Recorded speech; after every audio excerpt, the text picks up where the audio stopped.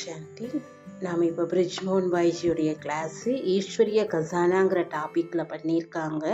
அதனுடைய தமிழாக்கத்தை நாம் கேட்க போகிறோம். நாம் எல்லாரும் அன்பான பாபாவுடைய குழந்தைகளாகவும் இருக்கிறோம், மாணவர்களாகவும் இருக்கிறோம், அப்புறமா குருவினுடைய ஃபாலோயர்ஸாகவும் இருக்கிறோம். பாபா சொல்கிறாங்க, ஒன்றிலேயே மூன்றாக இருக்கின்றேன். பாபா சொல்லுவாங்க, இப்படிப்பட்ட அப்பா டீச்சர் குரு உங்களுக்கு எப்பவுமே கிடைக்க மாட்டாங்க. ஏன்னா அவருக்கு வேற எதுவுமே தேவையில்லை. சொல்றாங்க, குழந்தைகள் சொர்க்க ராஜ்யத்துக்கு தகுதியானவர் ஆகணும். அதனாலதான் சொல்லப்படுகிறது பிராமணர்களை அதிர்ஷ்ட நட்சத்திரங்கள் என்று. ஆகாயத்துல நட்சத்திரங்கள் தென்படுது இல்லையா, அது யாருடைய அடையாளம்? 9 லட்சம் நட்சத்திரங்கள் ரொம்ப ஃபேமஸ். இது பாபா குழந்தைகளுடைய அடையாளம். சில நட்சத்திரங்கள் நல்லா ஜொலிக்கும், சில நட்சத்திரங்கள் அப்படியே சேர்ந்து இருக்கும் இல்லையா. அப்போ ஞான சூரியன், ஞான சந்திரன், அப்புறமா ஞான அதிர்ஷ்ட நட்சத்திரங்கள். எனவே லக்கி என்று யாரை சொல்லப்படுகிறது? உழைப்பே இருக்கக்கூடாது, ஆனா லாட்ரி கிடைச்சிடணும். அதிர்ஷ்ட லாட்ரின்னு சொல்றாங்க இல்லையா. உலகத்துல கடுமையா உழைச்சு பலன் அடைகிறாங்க சில பேரு. சில பேருக்கு பார்த்தீங்கன்னா, இந்த லக்கியா இருக்கிறவங்களுக்கு லாட்ரி கிடைச்சிடுது. அவங்க உழைப்பே பண்ணலை, ஆனால் லாட்ரி கிடைச்சி செல்வந்தர் ஆகிடுறாங்க. இப்போ உங்களுக்கு என்ன லாட்ரி கிடைச்சிருக்குது? முன்னாடி காலங்கள்ல எல்லாம் சேவை செய்யும் போது என்ன சொல்லுவாங்க? எனக்கு சேவைக்கான வாய்ப்பு கொடுங்க அப்படின்னு சொல்லுவாங்க. இப்போ சேவைக்கான வாய்ப்பு உங்களுக்கு கிடைச்சிருக்கு. ஆனா இந்த சேவைங்கிற பொக்கிஷத்தை பத்தி பாபா என்ன சொல்லி இருக்காங்க? என்ன கிடைக்குது? ஆசீர்வாதம் கிடைக்குது. அதை யாருக்கா ஸ்பெஷலா சேவா பண்றோம். அவங்களுக்கு தேவைப்படும் போது, இப்போ உடம்பு சரியில்லாம இருக்காங்க, அவங்கள கவனிச்சுக்கிறோம், அவங்களுக்கு தேவையானதை போய் நம்ம கொடுத்துட்டு வர்றோம் அப்படின்னா நமக்கு ஆசீர்வாதம் கிடைக்கும். அப்புறம் சேவையின் மூலமா குஷி கிடைக்குது. அப்ப 2 விதமான பலன் சேவையின் மூலமா. ஒண்ணு உடனடி பலன், இன்னொன்னு எதிர்கால பலன். உடனடி பலன்கிறது குஷி, எதிர்கால பலன்கிறது வருமானம் சேமிப்பாகுது. அப்போ சேவையை நாம எப்படி செய்யணும்? ஒண்ணு ஈஸ்வரிய சேவை, சேவாதாரி ஆகி செய்யணும். சேவை பாபா மேல அன்பு வைக்கிறதுக்கான ஒரு வழி. இப்ப பாருங்க, இப்படி நினைக்கிறா, யோகா பண்றோம் இல்லையா, யோகானா என்ன? அன்பு வைக்கிறது தானே. அன்பே இல்லாம யோகத்துல உட்கார்றோம் அப்படின்னா என்ன ஆகும்? ரொம்ப முயற்சி பண்றோம், புத்தியை ஈடுபடுத்துறோம், பரந்தாம போகணும், சூக்ஷ்மதனம் போகணும்னு முயற்சி பண்றோம். ஆனா பாத்தீங்கன்னா நாம அங்க போகணும்னு நினைப்போம், எங்க அன்பு இருக்கோ அங்க நம்ம மனசு போயிடும். குரு திசைக்கு போகணும்ட்டு முயற்சி பண்றாங்க, அது போயிட்டு சனி கிரகத்துக்கு போயிடுது. ராக்கெட்டுடைய டைரக்ஷன் கொஞ்சம் மாறினா வேற எங்கேயோ போய் சேர்ந்துருது இல்ல. அது மாதிரி யோகத்துல உட்காரலான்னு பாபாவை நினைக்கணும்னு உட்கார்றோம், ஆனா வீட்டு பக்கம் குடும்பத்து பக்கமா புத்தி ஓடிடுது. இப்ப தீபாவளி அன்னைக்கு வெடி வெடிக்கிறாங்க இல்லையா, மேல போகணும் ராக்கெட் விடுறாங்கல்ல, அது மேல போறதுக்கு பதிலா தன் பக்கமே தன் ட்ரெஸ்லயே விழுந்துடுது. அது மாதிரி மனசும் அது மாதிரி செய்யுது. நம்ம ஒரு பக்கம் போக சொன்னா அது வேற பக்கமா, அதான் எங்க அன்பு இருக்கோ அங்க ஓடிடும். அது மாதிரி நாம சேவா பண்ணிக்கிட்டு இருக்கோம்னு நினைக்க கூடாது. என்ன சேவா பண்றோம் அப்படின்றதையும் பார்க்க கூடாது. அதாவது நீங்க பாபா மேல அன்பு வைக்கிறேன், அதை மட்டும் நீங்க நினைங்க. அப்போ உங்களுக்கு சேவையில களைப்பு ஏற்படாது, சேவா பண்றோன்ற எண்ணம் கூட வராது, தேக உணர்வுல இருந்து விடுபட்டுடுவோம். ஏன்னா அன்பாக ஒரு காரியத்தை செய்யும் போது ஏதாவது ஃபீல் ஆகுமா? ஒரு அம்மாவுக்கு சின்ன குழந்தை மேல அவ்வளவு அன்பு இருக்கும். அன்பா அந்த குழந்தைய கவனிச்சுப்பாங்க, ராத்திரி முழுவதும் கண் விழிப்பாங்க. ஆனா அவங்களுக்கு கஷ்டமா இருக்குமா? கிடையாது. ஆனா யோகா பண்ணுங்க நைட்டு ஃபுல்லா அப்படின்னு சொன்னா இப்பவே அவங்களுக்கு மனசுல கஷ்டம் உருவாயிடும், நைட்டு ஃபுல்லா பண்ணணுமான்னுட்டு. ஆனா அன்புல நைட்டு முழுவதும் முழிக்க சொன்னா கூட அது கஷ்டமா இருக்காது. அதனால நாம என்ன காரியம் செய்தாலும் நான் சேவா பண்றேன்னு நினைக்க கூடாது, நான் பாபா மேல அன்பு வைக்கிறேன்னு நினைக்கணும். இது அன்பு வைக்கிறதுக்கான ஒரு வாய்ப்பு. பாபாவுடைய சேவா பண்றது கூட அன்பு தானே, அன்புல தானே நம்ம செஞ்சுக்கிட்டு இருக்கிறோம். அப்போ ரொம்ப நல்ல பலன் இந்த மாதிரி செய்யறவங்களுக்கு கிடைக்குது. அது யோகம் என்றும் சொல்லலாம். குஷிங்கிற உடனடி பலனும் கிடைக்குது. இதனால எதிர்காலத்துக்கும் வருமான சேமிப்பாயிடுது. ஒவ்வொரு கர்மத்துக்கும் உடனடி பலனும் எதிர்கால பலனும் கிடைக்குதுன்னு சொல்லுவாங்க இல்லையா? இப்போ உங்களுக்கு சேவா பண்ணி பண்ணி குஷி கிடைக்குதா? கிடைக்கதான் செய்யும். ஆனா முழுசா இருக்கா? அதிர்ஷ்டத்தின் போல கொஞ்சம் சேவையிலேயே அதிகமான பலன் கிடைக்குதா? ஒரு பந்து இருக்குல்ல, அந்த பந்தை லேசா உந்துணும் தள்ளணும் அப்படின்னா அது அப்படியே மேல பறந்து போயிடும். அது மாதிரி உங்களுக்கு ரொம்ப குஷி, பறக்கிற அளவுக்கு குஷி கிடைக்குதா? கொஞ்சம் சேவா பண்ணி அப்படியே மேல ஸ்திதி உயரத்துல போகுதுன்னா குஷி அதிகமா இருக்குன்னு அர்த்தம். ஆனா சில பந்து பாத்தீங்கன்னா மேல பறக்க போகாம கீழேயே கிடக்கும், ஏன்னா காத்து கம்மியா இருக்குது. அதே மாதிரி இப்ப நம்ம சேவா பண்றோம்னு வச்சுக்கோங்களேன், ஒரே சேவா 2 பேர் பண்ணிக்கிட்டு இருக்காங்க, ஒரே சேவை தான், பாபாவோட சேவை தான் பண்றாங்க. சப்பாத்தி பண்றாங்க இல்ல சாப்பாடு பரிமாறுறாங்கன்னு வச்சுக்கோங்க. ஒருத்தங்களுக்கு குஷி ரொம்ப ஜாஸ்தி இருக்குது, ஒருத்தங்களுக்கு குஷி கம்மியா இருக்குது. என்ன காரணம்? ஒருவேளை இப்ப சேவா பண்ணிக்கிட்டே இருக்கும்போது, அதுவும் யோகா தானே, சேவை கூட யோகா தானே. பாபா சொல்லுவாங்கல்ல, சமைக்கும் போது பாபா நினைவுல செய்யுங்க, சாப்பிடும்போது யோகத்திலேயே செய்யுங்க. ஆனா அந்த நேரம் வேற ஏதாவது சிந்தனை உள்ள வருதுன்னு வச்சுக்கோங்களேன், இதெல்லாம் ஒரு சேவையா? ஃபுல் டே ரொட்டி பண்ணிக்கிட்டே இருக்கணுமா? கையெல்லாம் எரியுது, அடுப்புல எரிஞ்சுக்கிட்டே இருக்கணுமா? இதெல்லாம் ஒரு சேவையா? ஜானகி தாதி உட்காந்து கிளாஸ் பண்ணிக்கிட்டு இருக்காங்க, அது ஒரு சேவா. அவங்களுக்கு என்ன பதவி கிடைக்கும், எனக்கு என்னத்த கிடைக்க போகுது? அப்ப இந்த மாதிரி நினைச்சா என்ன சந்தோஷம் வருமா? வேற அடுத்தவங்களை பத்தி எல்லாம் சிந்திக்கிறோம். அப்போ குஷி வருமா என்ன? இங்க கூட குமாரர்களுடைய கிளாஸ் நடக்கும் போது ஒருத்தர் கேட்டாரு, ஃபுல் டே சமையல ரொட்டி போட்டுக்கிட்டே இருக்கணுமா அப்படின்ட்டு. நான் சொன்னேன், இல்ல, சில நேரம் நீ சாதம் கூட வைக்கலாம், வேற என்னத்த சொல்றது. ஆனா உண்மையிலேயே நீங்க பாத்தீங்க அப்படின்னா இது ஏன் அப்படின்றது எதுக்காக வருது? ஏன்னா கட்டாயத்தினால நம்ம செஞ்சுக்கிட்டு இருக்கிறோம். ஏன்னா நம்ம சேவையை விரும்பல. ஒருவேளை பாபா மேல அன்பு வச்சோம் அப்படின்னா சொற்பொழிவு பண்ணினாலும் பாத்திரம் தேய்ச்சாலும் எல்லாம் ஒரே மாதிரி தான் இருக்கும். அம்மா குழந்தை மேல அன்பு வைக்கிறதுனால என்னதான் செய்யாம இருக்காங்க? சின்ன குழந்தைக்கு எல்லா வேலையுமே அம்மா தான் செய்வாங்க, அன்பா தானே செய்யறாங்க. பிரம்மா பாபா கூட ஆரம்பத்துல யஜ்ஞம் நடத்தும் போது குழந்தைங்களுடைய வாமிட்ட கூட கிளீன் பண்ணுவாங்க, அவ்வளோ அன்பு என்னுடைய குழந்தைகள் என்று. அது மாதிரி நாமளும் அன்பிற்கான ரிட்டர்ன் கொடுக்கணும். நம்ம கவனத்திலே பாபா இருக்கணும். பாபா நமக்கு நிறைய பொக்கிஷங்கள் கொடுத்திருக்காங்க. என்னென்ன பொக்கிஷங்கள் கொடுத்திருக்காங்க? ஞானம் என்ற பொக்கிஷத்தினால என்ன கிடைக்குது பாருங்க. பாபா சொல்றாங்க, ஞான ரத்தினமானது, ஒவ்வொரு ரத்தினமும் அவ்வளோ வேல்யூபிள். ஞானம் ஒரு தடவை உள்ளுக்குள்ள போயிடுச்சுன்னா அது அழிவை அடைகிறது கிடையாது. உலகத்துல எவ்வளோ படிக்கிறாங்க, அதெல்லாம் அழிஞ்சிடும். அடுத்த ஜென்மத்துல திரும்ப 1ஆவதுலேருந்து படிச்சுதான் ஆகணும். ஆனால் போன ஜென்மத்துல நான் எம்ஏ படிச்சேன், இந்த ஜென்மத்துல அதுக்கு அடுத்து படிக்க வைங்கன்னு சொல்ல முடியாது, எல்லாம் மறந்து போயிடும்.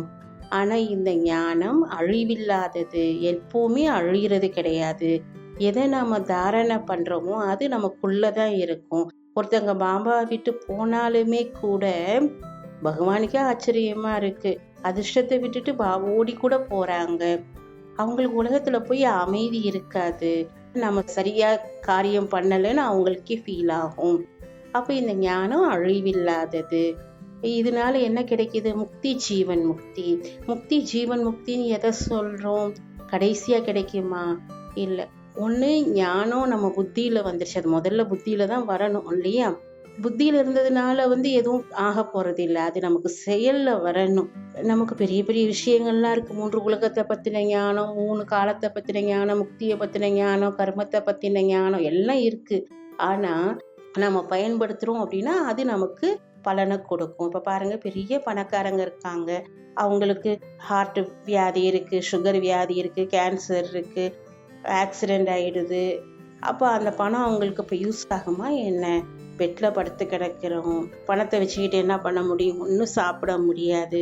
அது மாதிரி ஞான செல்வம் கிடைச்சிடுச்சு, ஆனா அது எவ்வளோ நமக்கு பயன்படுதோ. இப்போ பாருங்க, சுகர் இருக்குன்னு வச்சுக்கோங்க, ஒருத்தங்களுக்கு சீனியை கொடுத்தா அவங்களுக்கு சுகர்னு அதிகமாக தானே செய்யும், வியாதி அதிகமாக தானே செய்யும்.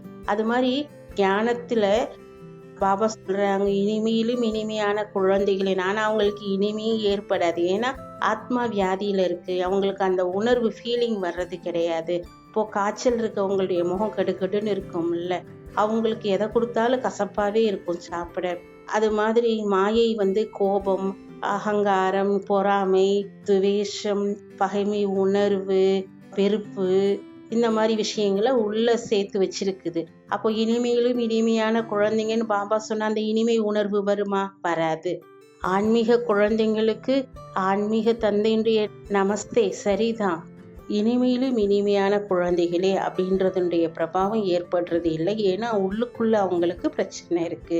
இந்த மாதிரி நம்ம ஞான ரத்தினங்களை பயன்படுத்துவதற்கான சக்தி வேணும். இல்லை அப்படின்னா அழிவில்லாதது தான். ஆனா அது உள்ள உட்காந்துக்கிட்டு பேசும் அந்த ஞானம், என்னைய யூஸ் பண்ணுங்க அப்படின்ட்டு. ஆனா அகங்காரம் வந்துடுது. அப்ப என்ன நினைப்பாங்க? எவ்வளவு ஞானம் என்கிட்ட இருக்கு, எனக்கு எல்லாம் தெரியும் அப்படின்னு நினைப்பாங்க. இந்த சுண்டெலிக்கு ஒரு மஞ்சள் துண்டு கிடைச்சதுன்னா நான் மளிகை கடைக்கே ஓனர்னு நினைக்குமா. அது மாதிரி பாபா எவ்வளோ ஞானம் கொடுத்தாலும் திரும்ப வாங்குறது இல்லை. ஆனா பஸ்மாசுரனை பத்தி கதையும் இருக்குல்ல, கொஞ்சம் ஞானம் கிடைச்சாலும் அது தவறா பயன்படுத்துறாங்க. அந்த மாதிரி ஞான செல்வத்தின் மூலமா என்ன கிடைக்கணும்? எதிலிருந்து நமக்கு முக்தி, ஜீவன் முக்தி கிடைக்கணும். நாம் அடிமைகளாக இருக்கக்கூடாது. கடைசியா முக்தி, ஜீவன் முக்தி கிடைக்கும் தான். ஆனா டெய்லி நமக்கு அது வேணும். ஒருவேளை நாம அகங்காரத்துக்கு அடிமை ஆயிட்டோம்னு வச்சுக்கோங்க. நான் தான் ரொம்ப நல்ல ரொட்டி செய்வேன், மற்றவங்க எல்லாம் எரிச்சிடுவாங்க, ரொம்ப நல்ல உணவு நான் தான் சமைக்க முடியும், நான் தான் ரொம்ப நல்லபடியா ஞானம் சொல்லுவேன், ஏன் நான் வேலை பண்ணா எல்லாரும் அவ்வளோ சந்தோஷப்படுவாங்க. இது கூட ஒரு பந்தனம் தான். இது முக்தி கிடையாது. நம்ம இதுல போய் மாட்டிக்கிறோம். தன்னுடைய விசேஷ தன்மையின் பந்தனம் தனது பலகீனத்தின் பந்தனத்தை விட ரொம்ப பெருசு. அதனால நம்முடைய நிலையை ஆரோக்கியமா வச்சுக்கணும். பாபா நமக்கு ஞான ரத்தினம் கொடுத்துருக்காங்க. அதை நம்ம ஜீரணிக்கிற அளவுக்கு நம்மளை சரியா வச்சுக்கணும். நம்முடைய மனசு எப்படி இருக்கணும், புத்தி எப்படி இருக்கணும்னு பாபா சொல்லியிருக்காங்க. சுத்தமாக, தெளிவாக, கிளீன் அண்ட் கிளியர். அடுத்தது யோக பொக்கிஷம். யோகம்ங்கிற பொக்கிஷத்தினால என்ன கிடைக்குது? ஜீவன் முக்தின்னு எதை சொல்றோம்? முக்தி உலகத்துல இருக்கிறவங்களுக்கு கிடைக்கும். நமக்கு முக்தி, ஜீவன் முக்தி ரெண்டுமே கிடைக்குது. என்ன கர்மா நாம செஞ்சாலும், ஒரு கர்மா இல்லை என்ன சங்கல்பம் நாம செஞ்சாலும் சரி, ஒரு சங்கல்பம் நாம என்ன நினைக்கணும்னா, இது நமக்கு ஜீவன் முக்தி கொடுக்குமா இல்ல பந்தனத்துல மாட்டி விட்டுடுமா? ஒரு கர்மா. இப்போ டாக்ஸி வைக்கிறாங்க, டாக்ஸில எல்லாம் மீட்டர் வைக்கிறாங்கல்ல, 0 ஃபர்ஸ்ட் வைப்பாங்க. அதுக்கப்புறம் டிராவல் போயிட்டு திருப்பியும் 0ல வைப்பாங்க.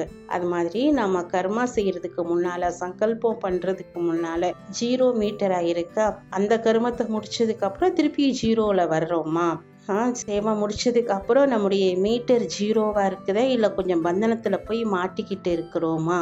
நான் ரொம்ப நல்லா சேவா பண்ணியிருக்கேன், என்ன சங்கல்பம் அதை பத்தி வந்தாலும் அது 0 கிடையாது. எனவேதான் சொல்கிறார்கள், நம்முடைய கர்மம் என்னவா இருக்கணும்? விக்கர்மமாக இருக்கக்கூடாது, வீணானதாக இருக்கக்கூடாது, எண்ணங்களும் அது போல இருக்கக்கூடாது.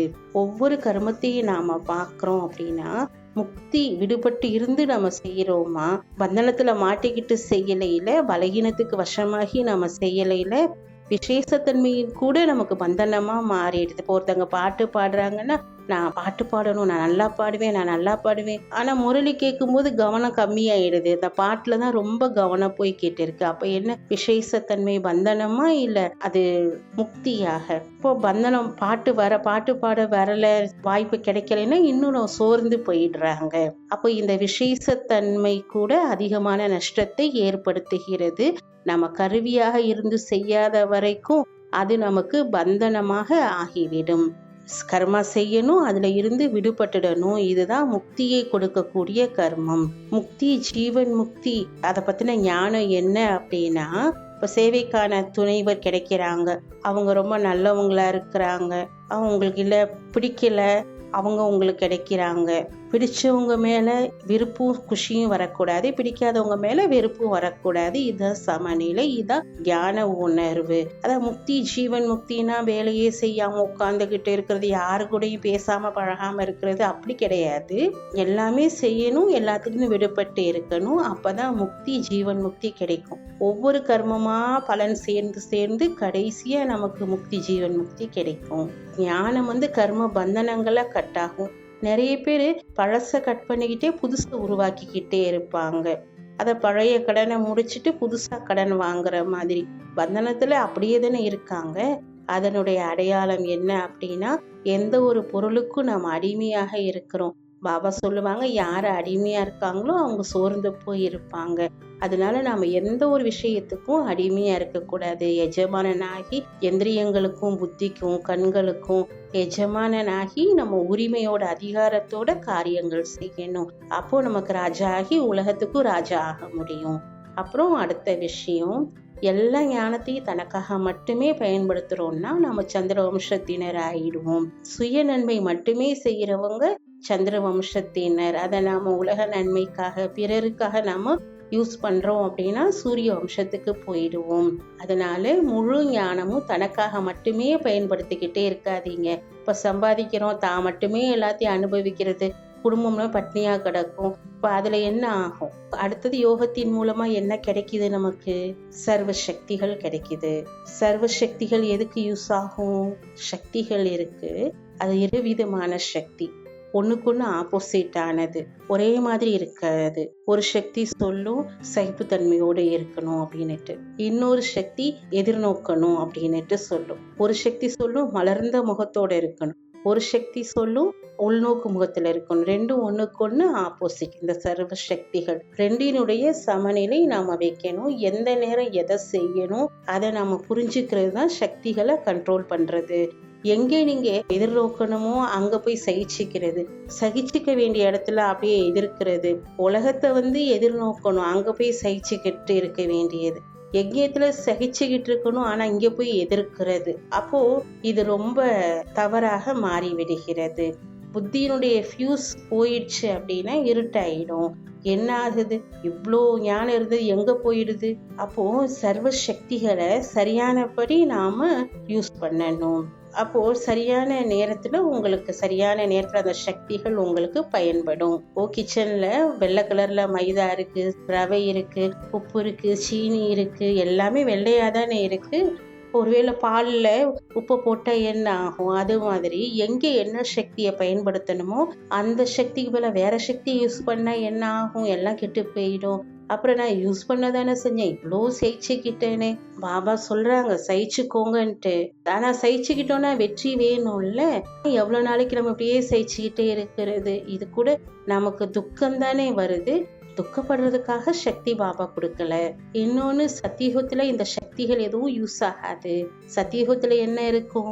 குணங்கள் தான் இருக்கும். கரண்ட் சக்தி தான், அது இந்த லைட் எரியுது இல்ல, அது குணம். இப்போ நிறைய கரண்ட் யூஸ் பண்றாங்க, நிறைய வோல்டேஜ் உள்ளது. சத்தியுகத்துல என்ன இருக்கும்? குணங்கள் இருக்கும். கரண்ட் சக்தி, மின்சாரம்ன்றது சக்தி, அந்த லைட் எரியறது குணம். இப்போ ரொம்ப பெரிய அளவுல கவர்மெண்ட் பெரிய அளவுல மின்சாரம் யூஸ் பண்றாங்க. அப்ப அதுல ஒரே ஒரு ஃபேன் மட்டும்தான் ஓடுதுன்னா அதுக்கு மட்டும்தான் அந்த சக்தி யூஸ் ஆகும், மற்றதெல்லாம் அப்படியே தான் இருக்கும். அது மாதிரி சக்திகளை நாம யூஸ் பண்ணணும். யூஸ் பண்றதுக்காக கர்மா நாம செய்யணும். ஓம் சாந்தி.